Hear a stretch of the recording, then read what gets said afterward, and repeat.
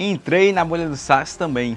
São muitas mensagens que nós vemos, muitos vídeos falando: ah, hoje com a IA tudo é mais fácil, você que não é programador consegue fazer um programa. E de fato, com a IA é mais rápido, só que não quer dizer que é mais fácil. Só porque eu sei pedir a IA para fazer, não quer dizer que eu sei pedir certo. A Bíblia ela nos fala assim: errais porque não sabeis examinar as Escrituras. De fato, a nossa fala, a nossa diretriz para IA precisa ter uma arquitetura para iniciar. E estudando N8N, automação, eu vi a complexidade do que é. É muito fácil eu pegar o Cloud, introduzir ele dentro do VS Code, pegar o MSP, que é a porta de entrada do N8N, colocar ali e conversar. Cloud, eu quero uma estrutura, um fluxo assim, assim, assim, assim, que seja de fato dessa forma. A questão toda é que mesmo eu ditando como eu quero o fluxo, existem muitos erros que vêm daí. Existem problemas de arquitetura, problemas de estrutura, qual é o VPS ideal. Eu estou com uma VPS de teste de N8N que dá 2 GB. Então a VPS está consumindo 1,5 GB só para ter uma instância de WhatsApp e um fluxo complexo de N8N, que é um atendente, um vendedor, um jurídico e um Instagram. Ou seja, tem uns 3 agentes aí. Um agente que só trabalha é o mudo, que é o agente jurídico, que ele recebe o webhook da plataforma de assinatura, observa se os contratos foram efetuados ou não. Ele que manda o contrato para assinatura com todos os placeholders que eu coloquei, porque senão você pensa que a IA vai pegar o seu contrato, vai ler ele todo e vai reescrever de forma correta. Isso não existe, isso precisa de uma ação manual. Mas e aí? Fiz o primeiro fluxo e falei, cara, é muito fácil, muito fácil. Só que um fluxo pequeno é fácil. Um fluxo pequeno é fácil, mas quando você começa a determinar várias coisas para um agente fazer, você percebe que ele começa a quebrar. Quando você coloca ele para ouvir áudio, responder com áudio, coisas que hoje dá para fazer, mas eu observei que mesmo dando para fazer, existem um fluxo, o fluxo começa a crescer demais, que é o ponto que ele começa a engordar, ao ponto de consumir muita VPS e quebrar. Quebrar porque o VPS vai encher a memória RAM e vai quebrar e não vai resolver a solução do problema. Mas, de fato, eu comecei no N8N e aí eu comecei a estudar. Eu falei, cara, é muito fácil, fiz um fluxo pequeno, né? Do fluxo grande, eu tô falando do cenário atual, mas no início, um fluxo pequeno, comecei a estudar e falei, muito fácil, eu quero construir algo maior. Eu acho que muitas pessoas que começam a estudar o Vibe Coding, que eu descobri essa nomenclatura agora, eles querem construir algo muito grande e talvez não tenha energia nem foco para fazer isso. Eu entrei no hiperfoco profundo, chamado modo caverna, cara. Esse modo caverna que eu não tô nem aí pra ninguém, manda mensagem pra mim, só respondo 1 ou 2 pessoas e mal respondo essas pessoas e só fico no computador. Já passei 24 horas seguidos vibe codando. Então vou explicar algumas falhas que eu cometi durante esse processo. Hoje eu tô com um projeto aqui que é um SaaS. Ele tá com a infraestrutura em 90%, back-end em 90%, segurança em 90%, segundo a IA. 95% de segurança, segundo a IA. Ainda não houve um teste real de pessoas tentando roubar credenciais, não teve esse teste real de segurança. Mas eu vi os vídeos do Akita falando em um workshop e ele falou o seguinte, que nós temos que orquestrar a IA, ou seja, quando eu vi esse vídeo, já estava com meu SaaS em andamento. Mas eu comecei de uma forma certamente correta. Como é que é? Comecei ali no ChatGPT, criando um brainstorm. Já converso com o ChatGPT há muito tempo sobre minhas ideias e comecei a despejar brainstorm. E eu acredito que muitos fizeram isso também, despejando brainstorm e o ChatGPT introduzindo a ideia Por que você não faz um SaaS? Porque a ideia inicial era preparar o N8N para começar a vender uma solução para o comércio local, para ter um vendedor que trabalhe 24 horas, que ele trabalhe enquanto você está dormindo, que ele aprenda enquanto você está trabalhando. Mas aí o ChatGPT falou, por que você não faz um SaaS? Aí vai eu entender o que é SaaS, né? Que é um sistema de serviço. Eu estou com o plano Pro, do Cloud Pro, de R$120, paga mensal, que eu não paguei anual. E eu uso o limite diário até acabar. Aí pede para descansar entre 2 a 3 horas. E o limite não tá dando conta porque meu limite acaba faltando 3 dias para acabar a semana. Trabalhando muito em cima, às vezes 2, 3 prompts que fez ali já consumiu já o dia. Consumiu o dia, o prompt do dia. Como está sendo a minha estrutura, como é que está sendo o meu planejamento, como é que eu estou fazendo tudo. Como eu comecei? Comecei com brainstorm no ChatGPT. E ali eu estou desenvolvendo ideias. E aí ele falou assim, vamos fazer o SaaS. Mas primeiro, nós temos que fazer o planejamento. Como é que vai ser isso? Aí eu fiz como se eu estivesse conversando com alguém numa reunião. Até um certo ponto, depois eu cansei. Falei, não, vamos fazer assim, assim, assim. Acho que a estrutura tem que ser assim. A gente pode usar o motor do N8N como base e tal. Vamos usar o Evolution API. Aí no decorrer do processo, eu percebi que até mesmo esse Evolution API, ele, para usar QR Code, ele é uma furada. Se não tiver um proxy que imita um celular, vai dar problema. Então, de forma correta é trabalhar com o Facebook, o aplicativo oficial do Facebook, que é o Meta. Então você tem que fazer o cadastro do WhatsApp Business dentro do Meta. É a forma profissional de se fazer, né? Então, voltando aqui, a gente começou a construir a arquitetura, né? O ChatGPT se tornou o meu orquestrador, enquanto eu sou aquele cara que tá, ó, chicotando nas costas da IA. Não aguenta, pá, vai para outro, não aguenta, vai pá.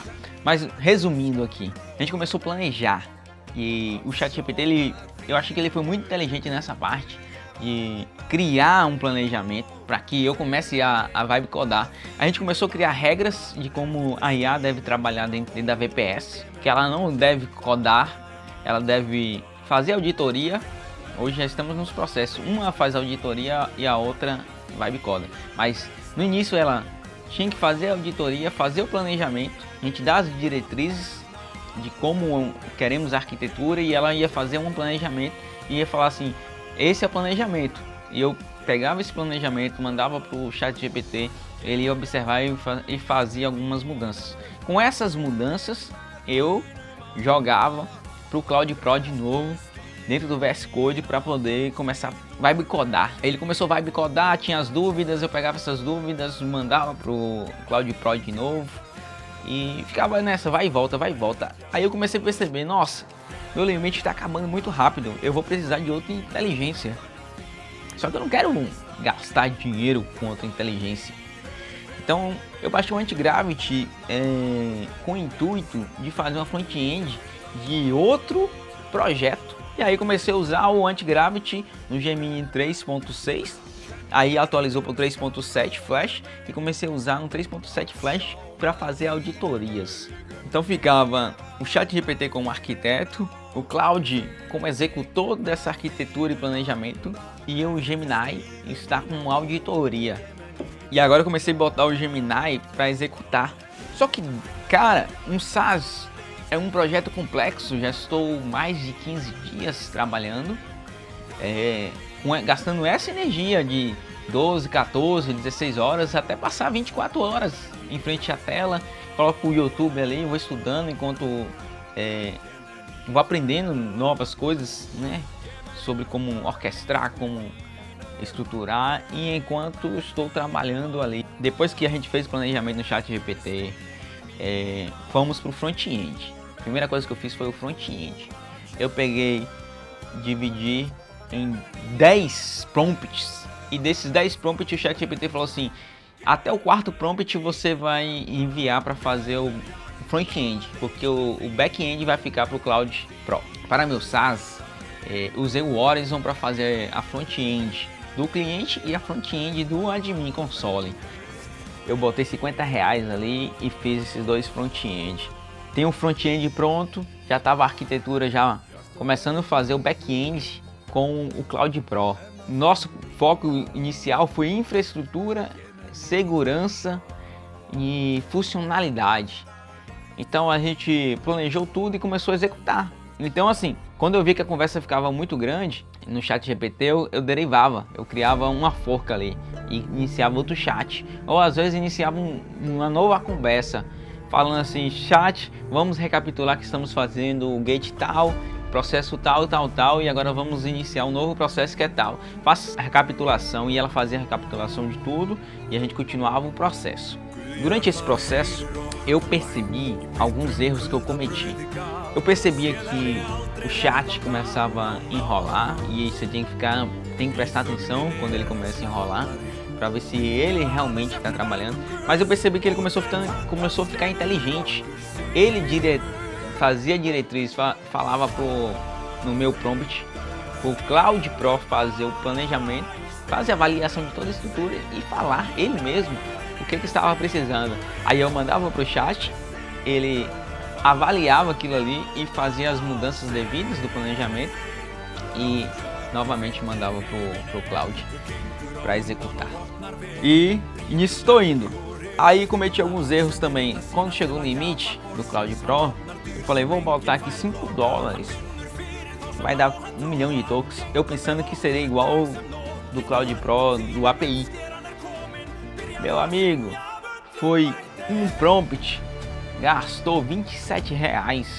Aí eu parei, porque se um prompt gastar R$27, imagine toda a estrutura, a gente erra durante esse processo, refaz, é rios de dinheiro. Essas empresas de inteligência artificial levam da gente. Então tem que ter uma estrutura, igual o Akita fala, tem que saber vibe codar e tem que saber ensinar. O pior é que eu não sou um dev para saber ensinar. Eu sou do audiovisual, não sou um dev. Entrei nesse mundo agora. E aí eu tô nesse processo todo aí de entender como é que funciona a inteligência para poder executar isso aí. O meu SaaS, ele é nichado. Ele é nichado para uma área que na minha cidade ela é muito forte, que é a área do turismo. Então foquei no turismo aqui.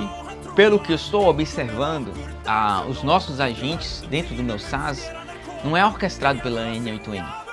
Não, N8N é apenas uma extensão. Ele tem a própria memória, ele tem um cérebro que eu criei e é o que eu fiz. Eu peguei vários artigos científicos sobre neurociências.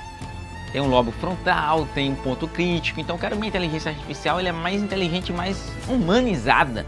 Ela não vai ser mais potente, mas vai ser mais humanizada, um ponto mais crítico e tal. Criei diretrizes ideológicas minhas e introduzi lá também uma camada cerebral. E quem é o núcleo? O núcleo dessa camada cerebral é a inteligência artificial, ou é a Anthropic, ou é o ChatGPT, o que for. Então dentro do meu SaaS, a gente não vai usar a N8N para gerar agentes. Os agentes é criado dentro da minha própria estrutura, para aquele nicho. Então o agente ele já nasce naquele nicho com a pré-configuração. Então ele sabe o que ele tem que fazer. Aí ele passa por um treinamento, ele vai sendo treinado, por mais que ele nasceu ali com conhecimento dado pela internet, com conhecimento dado pela documentação que criamos, ele ainda precisa aprender como o ser humano conversa, evitar repetições. Então isso aí é a janela de contexto que está mudando muito agora com os avanços.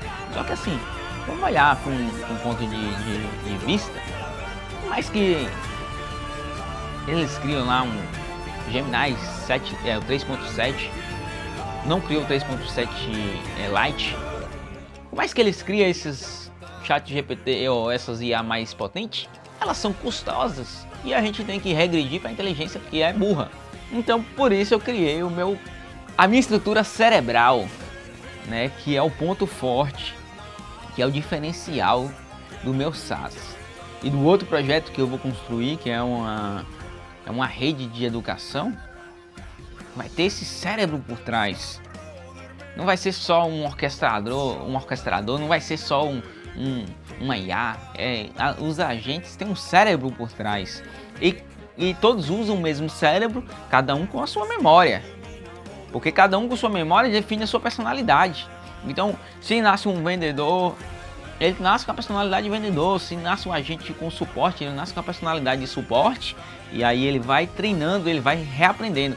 Então, o segredo, o bonito, né, o incrível do agente é que ele aprende.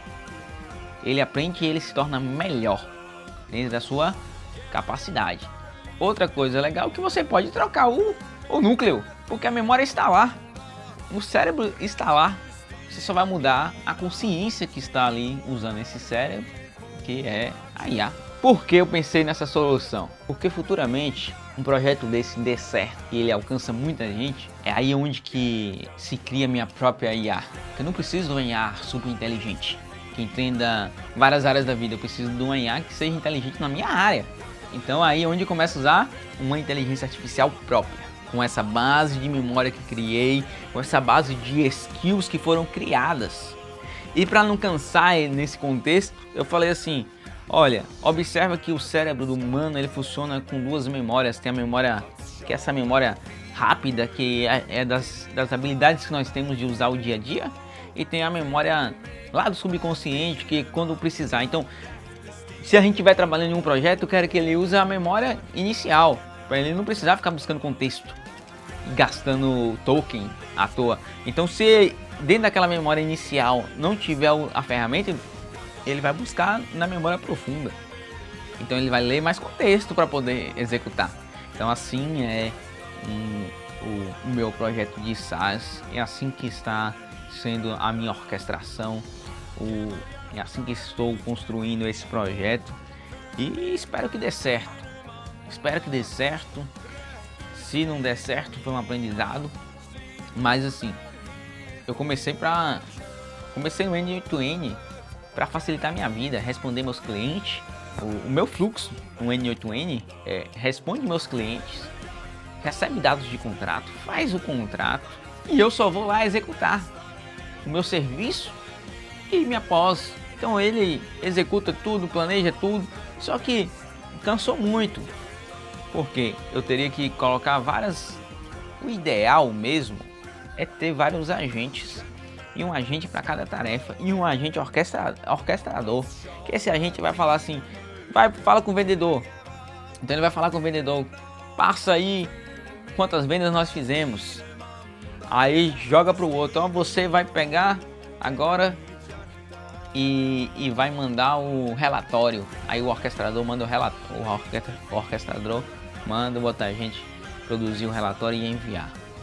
Aí o outro agente está no jurídico, analisando os contratos, fazendo reavaliações contratuais de acordo com a lei. Tudo isso é possível. Tudo isso é possível. Então as coisas estão ficando mais inteligentes. O agente ele é diferente do bot. O bot ele vai responder perguntas específicas, mas se ele não tiver a resposta daquela pergunta, ele vai travar, ele vai repetir de novo. Então um agente que tem um núcleo de inteligência artificial, ele aprende e ele se desenvolve mais. Então fique comigo para novas ideias, novos projetos e me acompanhe nesse processo. Eu demoro muito de postar coisas, então se tiver alguma dúvida, comenta aqui, segue a gente nesse canal, que é o meu canal de audiovisual, e curta, que logo logo nós teremos novas ideias e novos projetos. Eu vou explicar como é que eu estou trabalhando de forma visual para vocês verem. E é isso, um abraço.